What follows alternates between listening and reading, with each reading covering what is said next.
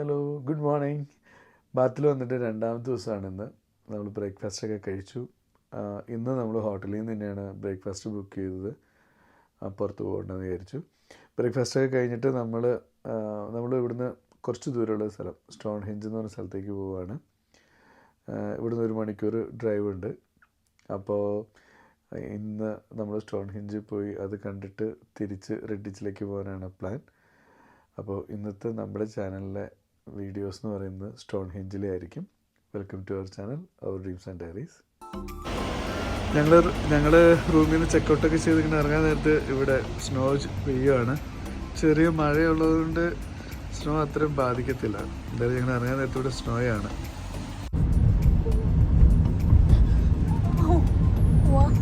എനിക്കാണെങ്കിൽ കിടന്ന് സന്തോഷം. എൻ്റെ ഒച്ച മൊത്തം ക്യാമറയിൽ വരുന്നത് ഞാൻ അടങ്ങിയിരിക്കും. ആണോ? ഞാൻ സന്തോഷിച്ചോട്ടെ. അതായത് തന്നെ ഒരു ലൈറ്റ് ഇട്ടേക്കുന്ന ലൈറ്റ് അയ്യോ എന്ത് രസം. സീനിക് വ്യൂ എന്ന് പറയുന്നത്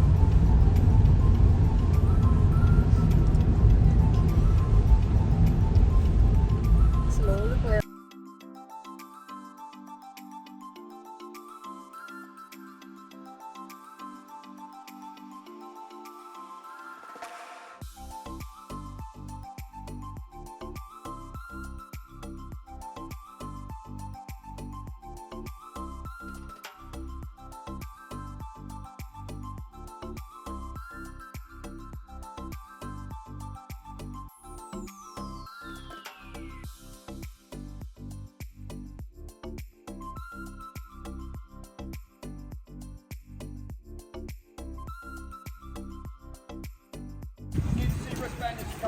ബാൻഡ് കെട്ടണം.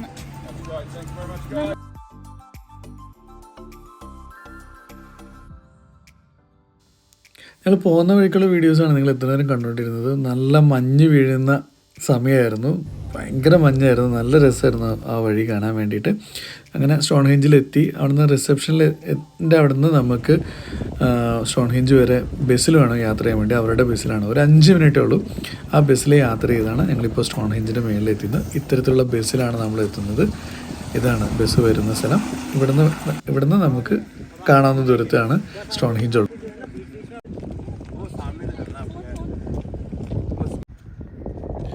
ആ ദൂരെ ഇങ്ങനെ കൂറ്റൻ കല്ലുകൾ അടുക്കി വെച്ചിങ്ങനെ കേട്ടോ ഈ സ്റ്റോൺ ഹെഞ്ച് എന്ന് പറയുന്നത്. നമ്മൾ ഇതിനെക്കുറിച്ചുള്ള കുറേ കഥകളൊക്കെ കേട്ടിട്ടാണ് നമ്മൾ ബാത്തിൽ വന്നിട്ട് ഇങ്ങോട്ടേക്ക് യാത്ര ചെയ്യാമെന്ന് തീരുമാനിച്ചത്. ഞാൻ കേട്ട ഒരു കഥ എന്ന് വെച്ചിട്ടുണ്ടെങ്കിൽ 1898 ഒരു സോഫിയാന എന്ന് പറയുന്ന ഒരു ബ്രിട്ടീഷ് പെൺകുട്ടി ഉണ്ടായിരുന്നു. 17 വയസ്സുള്ള കുട്ടി.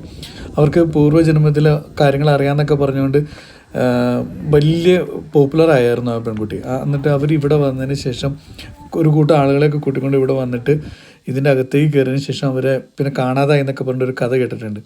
അപ്പം അങ്ങനൊരു ഭയങ്കര അത്ഭുതങ്ങളൊക്കെ ഉള്ള ഒരു സ്ഥലമായിട്ട് പറഞ്ഞ് കേട്ട അറിവ് വെച്ചിട്ടാണ് നമ്മളിവിടെ വന്നത്. വന്ന് കാണുമ്പോണ്ടല്ലോ ഇത് ശരിക്കും ഭയങ്കര അത്ഭുതം തന്നെയാണ്. കാരണം വെച്ചിട്ടുണ്ടെങ്കിൽ ഇത് ഈജിപ്തിലെ പിരമിഡിലൊക്കെ വരുന്നതിന് മുമ്പേ ഇത്രയും വലിയ കൂറ്റൻ കല്ലുകൾ വെച്ച് ഇതാര് പണിതു? കാരണം അത് BC 3000 വർഷങ്ങൾക്കൊക്കെ മുമ്പ് പണിതായിട്ടാണ് കണക്കാക്കുന്നത്. ഇതേപോലത്തെ ഒരു വലിയ മൈതാനത്ത് ഇതേപോലെ കൂറ്റൻ കല്ലുകൾ വെച്ചിട്ട് ഇത് എന്തിനു പണിതു എന്നുള്ളതിനെക്കുറിച്ച് ഇപ്പോഴും ആർക്കും യാതൊരു ഐഡിയ ഇല്ല. ഇത് കാണാനുള്ളൊരു അത്ഭുതം കൊണ്ടാണ് നമ്മളിവിടെ വന്നത്.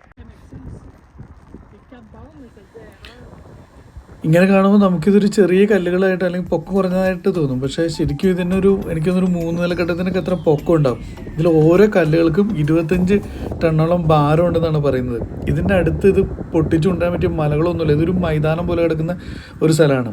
ഇനി വെള്ളത്തിലൂടെയൊക്കെ ഒഴുകിക്കൊണ്ട് വരും എന്ന് പറയാൻ കടലൊന്നും അടുത്തൊന്നുമില്ല. അപ്പോൾ ഇത് എങ്ങനെ നിർമ്മിച്ചു എന്നുള്ളത് ഭയങ്കര അത്ഭുതം തന്നെയാണ് കേട്ടോ.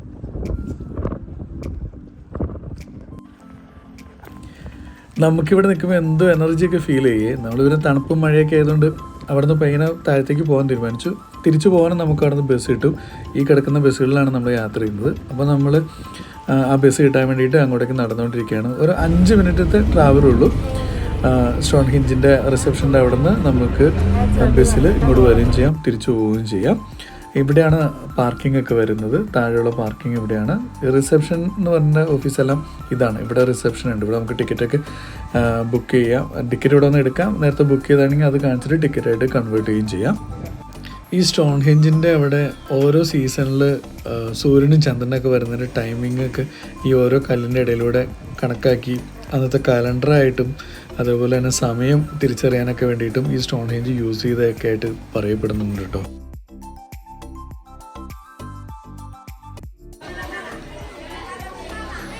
സൂര്യൻ ഇങ്ങനെ മൂവ് ചെയ്യുന്നതനുസരിച്ച്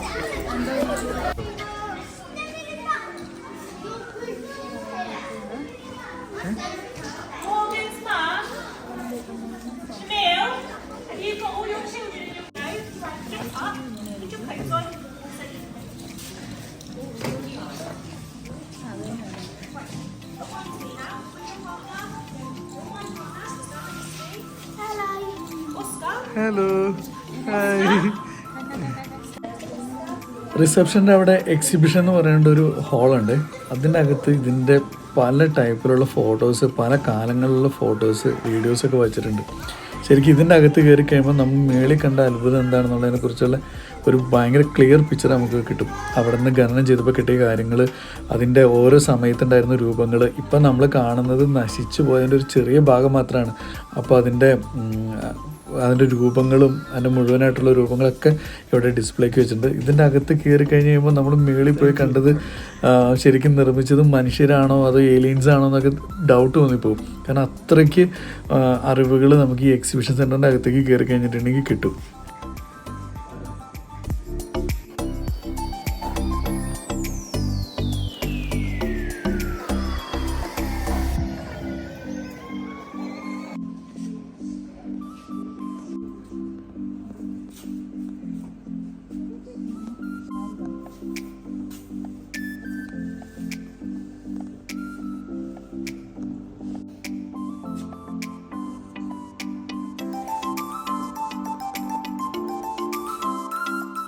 ഓരോ കാലഘട്ടത്തിലും സ്റ്റോൺ ഹെഞ്ചിൻ്റെ വന്ന മാറ്റങ്ങളാണ് ഇത് പൂർണ്ണമായിട്ടുള്ളത്. പിന്നെ ഇത് അടുത്ത സ്റ്റേജിൽ കുറച്ച് നഷ്ടപ്പെട്ടത്. ഇങ്ങനെ അവസാനം ഇപ്പോഴത്തുള്ള രൂപം വരെയുള്ള ഒരു ചെറിയ ചെറിയ രൂപങ്ങൾ അവിടെ ഉണ്ടാക്കി വെച്ചിട്ടുണ്ട്. അതിൻ്റെ ഡീറ്റെയിൽ ആയിട്ടുള്ള എക്സ്പ്ലനേഷൻ എല്ലാം അവിടെ എഴുതി വെച്ചിട്ടുണ്ട്. അപ്പോൾ നമുക്കിത് കാണുമ്പോൾ പെട്ടെന്ന് നമുക്ക് കാര്യങ്ങളൊക്കെ മനസ്സിലാവും.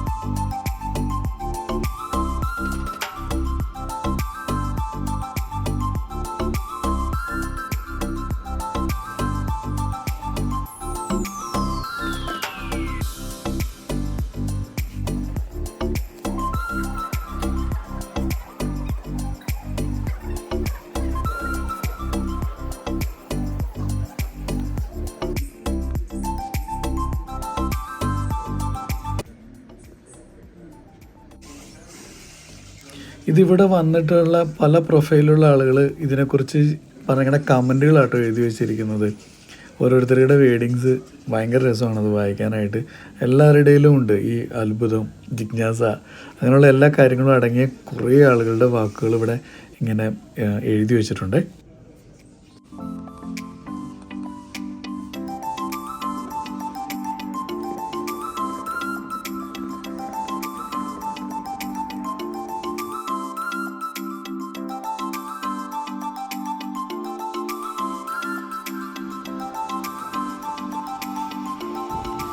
ഇത് എക്സിബിഷൻ സെൻറ്ററിൻ്റെ പുറത്ത് വെച്ചിരിക്കുന്ന സ്റ്റോൺ ഹെഞ്ചിൻ്റെ ഒരു കൂറ്റൻ കല്ലാണ് വെച്ചിട്ട്. ഇത് 25 ടൺ ഉണ്ടാവും.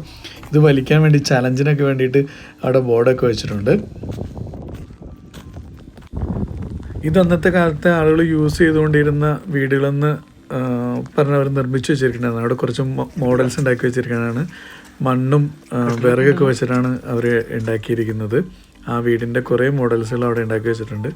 അപ്പോൾ നമുക്ക് അതിൻ്റെ ഉള്ളിലൊക്കെ കയറി അവരെങ്ങനെയായിരുന്നു, എങ്ങനത്തെ വീടുകളായിരുന്നു യൂസ് ചെയ്തുകൊണ്ടിരുന്നതെന്നൊക്കെ കാണാൻ പറ്റും. അതിൽ ഒരു വീടിനകത്ത് ഒരാളുണ്ടായിരുന്നു. അതായത് അവിടെ തീയൊക്കെ കാഞ്ഞുകൊണ്ടിരുന്നിട്ട് നമുക്ക് ഇതിൻ്റെ ഡീറ്റെയിൽസ് എല്ലാം പറഞ്ഞു തരികയൊക്കെ ചെയ്യുന്നുണ്ടായിരുന്നു. അവർ ഇതേപോലത്തെ കുറേ അത്ഭുതങ്ങൾ തന്നെ അടുത്തുണ്ടെന്ന് നമുക്ക് പറഞ്ഞു തന്നു. അവർ കുറേ കാര്യങ്ങൾ നമുക്ക് പറഞ്ഞു തന്നു. സ്റ്റോൺ ഹെഞ്ച് പോലെ തന്നെ ഇത്തരത്തിലുള്ള കല്ലുകൾ വേറെ കുറേ സ്ഥലത്തുണ്ടെന്നൊക്കെ പറഞ്ഞിട്ടുണ്ടായിരുന്നു.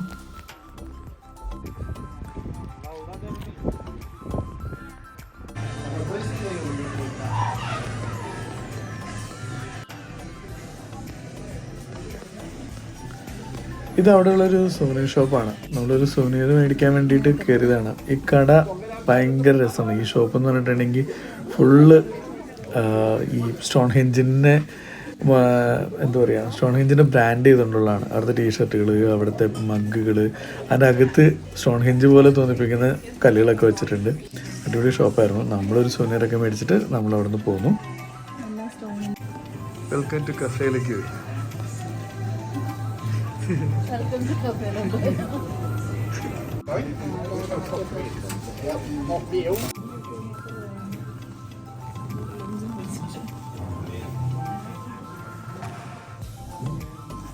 പിന്നെയുണ്ട് തീർന്നിട്ടില്ല.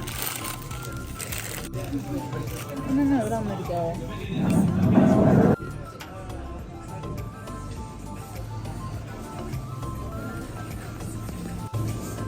നമ്മളവിടുന്ന് ലഞ്ചൊക്കെ മേടിച്ച് കഴിച്ചിട്ട്, പരിതാപകരമായ ലഞ്ചായിരുന്നു, അതൊക്കെ കഴിച്ചിട്ട് നമ്മളിപ്പോൾ ഇങ്ങനെ സ്റ്റോൺ ഹെഞ്ചിൻ്റെ ആ ലൊക്കേഷനിൽ നിന്ന് യാത്ര പറയുകയാണ്.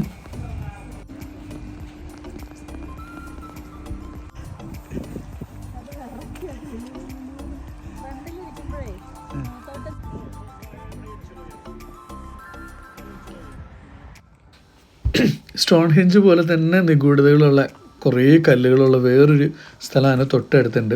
നമുക്ക് സ്റ്റോൺ ഹെഞ്ചിലുള്ള ഒരു സ്റ്റാഫ് പറഞ്ഞാണ് ഈ സ്ഥലത്തിനെ പറ്റി നമ്മൾ അറിഞ്ഞത്. എന്നിട്ട് നമ്മൾ അവിടേക്കും കൂടി ഒന്ന് പോയി. ഒരു അരമണിക്കൂർ ട്രാവൽ ചെയ്താൽ മതിയായിരുന്നു. ഇതുപോലത്തെ കല്ലുകളാണ് അവിടെ ചുറ്റും. അതൊരു കുറേ ഏരിയകൾ ഇങ്ങനെ നിറച്ച് ഇങ്ങനത്തെ കല്ലുകളാണ്. അപ്പോൾ അത് എന്തിനു സ്ഥാപിച്ചെന്നോ ആര് സ്ഥാപിച്ചെന്നൊന്നും അറിയത്തില്ല. നമുക്ക് അവിടെ ചെന്നപ്പോൾ അത് ക്ലോസ്ഡ് ആയിരുന്നു, അതുകൊണ്ട് കയറി കാണാനൊന്നും പറ്റിയില്ല. പക്ഷെ അതിന് ചുറ്റും നടന്നിട്ടുള്ള ഈ കാഴ്ചകളൊക്കെ കണ്ടു. അപ്പം ഇത്തരത്തിലുള്ളൊരു ഭയങ്കര അത്ഭുതം തോന്നിപ്പിച്ച ഒരു സ്ഥലമാണ് കേട്ടോ സ്റ്റോൺ ഹെഞ്ച്. നമ്മൾ കഥകളിലും പടങ്ങളിലും പിന്നെ കുറേ ചരിത്രങ്ങളൊക്കെ കേട്ടിട്ടുള്ള ആ സ്റ്റോൺ ഹെഞ്ച് നേരിട്ട് കാണാൻ പറ്റിയതിൽ ഭയങ്കര സന്തോഷവും അത്ഭുതമൊക്കെ തോന്നി. ഇത്തരത്തിലുള്ള ചെറിയ ചെറിയ യാത്രകളും ചെറിയ ചെറിയ വീഡിയോസൊക്കെ നമ്മുടെ ചാനലിൽ ചെയ്യുന്നുണ്ട്. അപ്പോൾ ഞങ്ങളുടെ ചാനൽ കണ്ടിട്ട് ഇഷ്ടപ്പെടുകയാണെങ്കിൽ ചാനൽ സബ്സ്ക്രൈബ് ചെയ്ത് സപ്പോർട്ട് ചെയ്യുക, കമൻറ്റൊക്കെ ചെയ്യുക, ലൈക്കുകൾ തരിക. അപ്പോൾ ഇത്ര നേരം ഞങ്ങളുടെ വീഡിയോ കണ്ടിരുന്ന എല്ലാവരോടും ഒരുപാട് നന്ദി. Thank you.